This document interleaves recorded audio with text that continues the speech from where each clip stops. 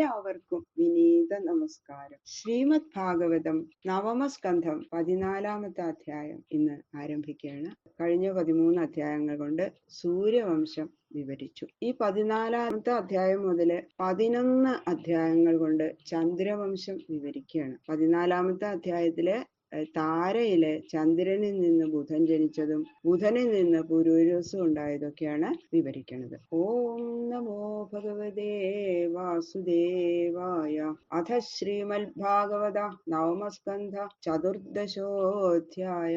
ശുക്ലാംബരധരം വിഷ്ണും ശശിവർണം ചതുർഭുജം പ്രസന്നവദനം ധ്യായേൽ സർവവിഘ്നോപശാന്തയേ. ഗുരവേ സർവലോകാനാം ഭിഷജേ ഭവരോഗിണാം നിധയേ സർവവിദ്യാനാം ദക്ഷിണാമൂർത്തയേ നമഃ. ജന്മാദ്യസ്യ യതോന്വയാത് ഇതരതശ്ചാർത്ഥേഷു അഭിജ്ഞസ്വരാട് തേനേ ബ്രഹ്മഹൃദായ ആദികവയേ മുഹ്യന്തി യൽസൂരയ. തേജോ വാരിമൃതാം യഥാ വിനിമയോ യത്ര ത്രിസർഗോ മൃഷാ ധാംനാ സ്വേന സദാ നിരസ്തകുഹകം സത്യം പരം ധീമഹി. ധർമ്മ പ്രോജ്ജിതകൈതവോത്ര പരമോ നിർമത്സരാണാം സദാം വേദ്യം വാസ്തവമത്ര വസ്തു ശിവദം താപത്രയോന്മൂലനം. ശ്രീമദ് ഭാഗവതേ മഹാമുനികൃതേ കിം വാ പരൈരീശ്വര സദ്യോ ഹൃദ്യവരുധ്യതേത്ര കൃതിഭിഃ ശുശ്രൂഷുഭിः തൽക്ഷണാൽ. നിഗമകൽപ്പതരോർഗളിതം ഫലം ശുഖമുഖാദ അമൃതദ്രവ സംയുതം പിബത ഭാഗവതം രസമാലയം. മുഹുരഹോ രസികാ ഭുവി ഭാവുകാഃ.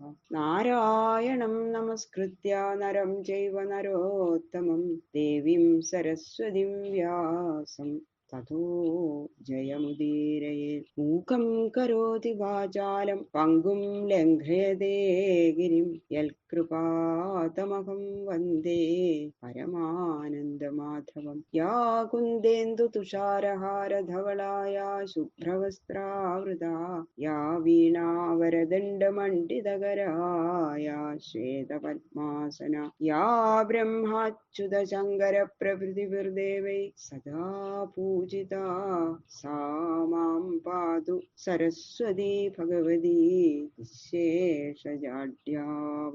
സരസ്വത്യേ നമഃ. ഗംഗണപതേ നമഃ. സംസരസ്വത്യേ നമഃ. ഗുരുഭ്യോ നമഃ. കോമളം കൂജയൻ വേണും ശ്യാമളോയം കുമാരക വേദവേദ്യം പരം ബ്രഹ്മ പാസതാം പുരതോ മമ. ഗുരുർബ്രഹ്മ ഗുരുർവിഷ്ണു ഗുരുർദേവോ മഹേശ്വര ഗുരുഃ സാക്ഷാൽ പരം ബ്രഹ്മ തസ്മൈ ശ്രീ ഗുരവേ നമഃ. കഥാമയം ഭാഗവതാഭിധാനാം ഹരേ തനും തേ ചരിതൈഃ ത്വദീയൈ യഥാമതി ത്വൽപരിതോഷകാമസ്തൗമി പ്രസീദാച്യുത മാരുതേശ. ഓം നമോ ഭഗവതേ വാസുദേവായ. ഓം നമോ ഭഗവതേ വാസുദേവായ. ഓം നമോ ഭഗവതേ വാസുദേവായ. ശ്രീശുക ഉവാച. അഥാത ശ്രൂയതാം രാജൻവംശ സോമസ്യ പാവന യസ്മിൻ ഐളാദയോ ഭൂപ കീർത്യന്തേ പുണ്യകീർത്തയ. അഥാ ഇനിമേൽ രാജൻ, ഹേ രാജാവേ, പാവന പരിശുദ്ധമായ സോമസ്യ വംശ ചന്ദ്രന്റെ വംശം ശ്രൂയതാം കേൾക്കപ്പെട്ടാലും യസ്മിൻ യാതൊന്നിൽ പുണ്യകീർത്തയ പുണ്യയായ കീർത്തിയോടുകൂടിയ ഐളാദയ ഐളൻ ആദിയായവർ കീർത്തയന്തേ കീർത്തിക്കപ്പെടുന്നു. ശ്രീ ശിവബ്രഹ്മർഷി പറയാണ്, ഹേ രാജൻ, ഇനി പരിശുദ്ധമായ ചന്ദ്രവംശം പറയാം, ശ്രദ്ധയോടെ കേട്ടോളൂ. ആ വംശത്തില് കീർത്തിക്കുന്നവർക്കും കേൾക്കുന്നവർക്കും പുണ്യം വർദ്ധിപ്പിക്കുന്ന കീർത്തിയോടുകൂടിയ ഐളൻ മുതലായ രാജാക്കന്മാരുടെ ചരിത്രം വർണ്ണിക്കപ്പെട്ടിരിക്കുന്നു. സഹസ്രശിരസ പുംസോ നാഭിഹൃദ സരോരുഹാൽ ജാതസ്യാസീൽ സുതോ ധാതു അത്രേ പിതൃസമോ ഗുണൈ. സഹസ്രശിരസ 1000 ശിരസുകളോടുകൂടിയ പുംസ പുമാന്റെ നാഭിഹൃദ സരോരുഹാൽ നാഭിയാകുന്ന ഹൃദത്തിൽ നിന്നുണ്ടായ താമരയിൽ നിന്ന് ജാതസ്യ ധാതു ജാതനായ ധാതാവിന്റെ സുത അത്രി ആസീൽ പുത്രനായിട്ട് അത്രി ഉണ്ടായി. ഗുണൈഹി ഗുണങ്ങൾ കൊണ്ട് പിതൃസമ പിതാവിനോട് സമനാകുന്നു.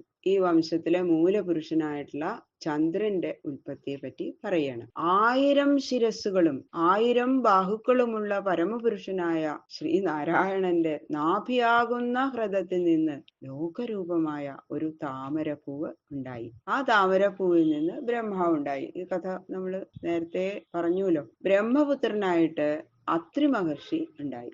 അദ്ദേഹം ഗുണങ്ങൾ കൊണ്ട് പിതാവായ ബ്രഹ്മാവിനെ പോലെ തന്നെ ബ്രഹ്മാവിന് തുല്യനാണ് ഈ അത്രി മഹർഷി.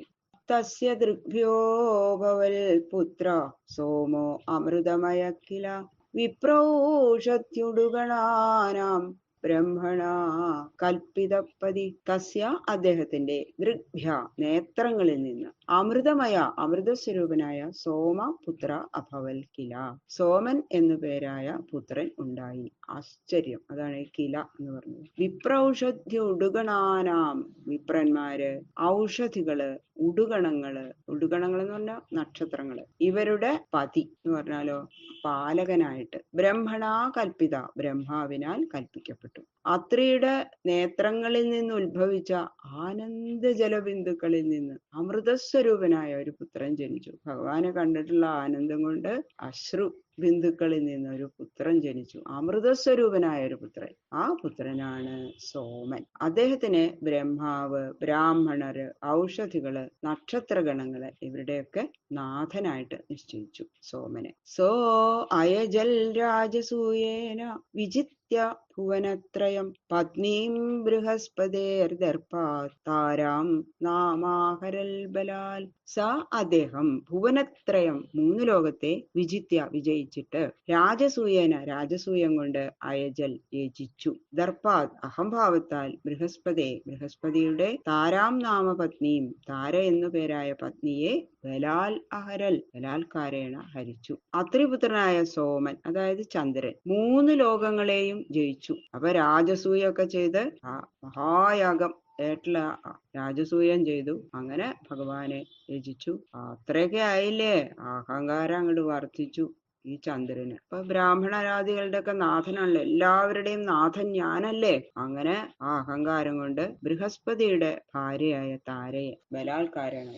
ഈ താര അതിസുന്ദരിയാണ്. ഈ ബൃഹസ്പതിയുടെ ഭാര്യയായിട്ടുള്ള താര. ഇതിപ്പോ ഞാനല്ലേ നാഥൻ, അപ്പൊ എനിക്കാണ് ഈ സുന്ദരിയെ വേണ്ടതെന്ന് പറഞ്ഞിട്ട് ബലാത്കാരമായിട്ട് അവിടെ ചെന്ന് ഈ താരെ അപഹരിച്ചു തന്റെ ഭാര്യയാക്കി. യഥാസ ദേവഗുരുണാ യാചിതോ അഭീക്ഷ്ണശോ മദാൽ നാത്യജൽ തൽകൃതേ ജജ്ഞേ സുരദാനവ വിഗ്രഹ. ദേവഗുരുവിനാൽ അഭീക്ഷ്ണശ പല പ്രാവശ്യവും യാചിക്കപ്പെട്ട അവൻ മതം ഹേതുവായിട്ട് യഥാ ന അത്യജൽ എപ്പോൾ ത്യജിച്ചില്ലയോ അപ്പോൾ തൽകൃതേ അത് നിമിത്തം സുരദാനവ വിഗ്രഹ ദേവാസുര യുദ്ധം ജജ്ഞി ഉണ്ടായി. ദേവഗുരുവാണ് ബൃഹസ്പതി അല്ലെ. ആ ബൃഹസ്പതി തന്റെ ഭാര്യയെ വിട്ടയക്കണം. ആദ്യമൊക്കെ മര്യാദയ്ക്ക് പറഞ്ഞു അത് വിട്ടുതരാണ് നല്ലത്. കുറെ പ്രാവശ്യം പലപ്പോഴും യാചിച്ചിട്ടും ആ ചന്ദ്രൻ അഹംഭാവ നിമിത്തം വിട്ടുകൊടുത്തില്ല. അപ്പൊ യുദ്ധം ദേവന്മാർക്കും അസുരന്മാർക്കും തമ്മില് അങ്ങനെ യുദ്ധം ഉണ്ടായിരുന്നു. ശുക്രോ ബൃഹസ്പതേർദ്വേഷാത് അഗ്രഹീ സാസുരോടുപം ഹരോ ഗുരുസുതം സ്നേഹാൽ സർവഭൂതഗണോ വൃത. ബൃഹസ്പതിയുടെ നേരെയുള്ള ദ്വേഷം ഹേതുവായിട്ട് അസുരന്മാരോടുകൂടിയ ശുക്രൻ ഉടുപം അഗ്രഹി ചന്ദ്രനെ സ്വീകരിച്ചു. സർവഭൂതഗണാവൃത ഹര സകല ഭൂതഗണങ്ങളാൽ ആവൃതനായ ശിവൻ സ്നേഹം ഹേതുവായിട്ട് ഗുരുസുതം തന്റെ ഗുരുവായ അങ്കിരസിന്റെ പുത്രനായ ബൃഹസ്പതിയെ ഗ്രഹി. അപ്പൊ എങ്ങനെയൊക്കെയാണ് ദേവാസുര യുദ്ധം ഉണ്ടായത് എന്ന് പറയാണ്. ശുക്രമുനിക്ക് ദേവഗുരുവായ ബൃഹസ്പതിയോട് വിദ്വേഷം ഉണ്ടായിരുന്നു. അത് കാരണം ചന്ദ്രനെ സഹായിച്ചു ഈ ശുക്രമഹർഷി. ആസുരന്മാരെല്ലാവരും പിന്നെ ശുക്രമഹർഷി അവരുടെ ഗുരു ചേർന്ന അവരുടെ ഈ ഇതിൽ ചേരാതിരിക്കില്ലല്ലോ. അങ്ങനെ അസുരന്മാരും ചന്ദ്രന്റെ ഭാഗത്ത് ചേർന്നു. മഹാദേവൻ അങ്കിരസിന്റെ ശിഷ്യനാണ്. അപ്പോ ഗുരുപുത്രനായ ബൃഹസ്പതിയെ സഹായിച്ചു മഹാദേവൻ. ശിവന്റെ ഭൂതഗണങ്ങളെല്ലാവരും അപ്പോ ബൃഹസ്പതി പക്ഷത്തില് ഉണ്ടായിരുന്നു. സർവദേവഗണോപേതോ മഹേന്ദ്രോ ഗുരുമന്വയാൽ സുരാസുര വിനാശോ പുൽ സമരസ്താരകാമയ. സർവദേവഗണോപേത, സർവദേവഗണങ്ങളോടും കൂടിയ മഹേന്ദ്രൻ ഗുരു ബൃഹസ്പതിയെ അനുയാനം ചെയ്തു. താരകാമയ, താരനിമിത്തമുണ്ടായ സമര യുദ്ധം, സുരാസുര വിനാശ അഭൂത്, ദേവാസുര നാശ കാരണമായിട്ട് ഭവിച്ചു. അപ്പൊ ദേവേന്ദ്രൻ ദേവഗണങ്ങളോട് കൂടിയിട്ട് തന്റെ ഗുരുവായിട്ടുള്ള ബൃഹസ്പതിയോട് ചേർന്നു. ദേവന്മാരുടെ ഗുരുവാണല്ലോ ബൃഹസ്പതി. അങ്ങനെ താരനിമിത്തം ഉണ്ടായിട്ടുള്ള യുദ്ധം ദേവന്മാർക്കും അസുരന്മാർക്കും നാശത്തിന് കാരണമായിട്ട് ഭവിച്ചു. ബാക്കിയുള്ള ശ്ലോകങ്ങൾ നാളെ നോക്കാം. സർവത്ര ഗോവിന്ദ നാമ സങ്കീർത്തനം. ഗോവിന്ദ ഗോവിന്ദ ഗോവിന്ദ.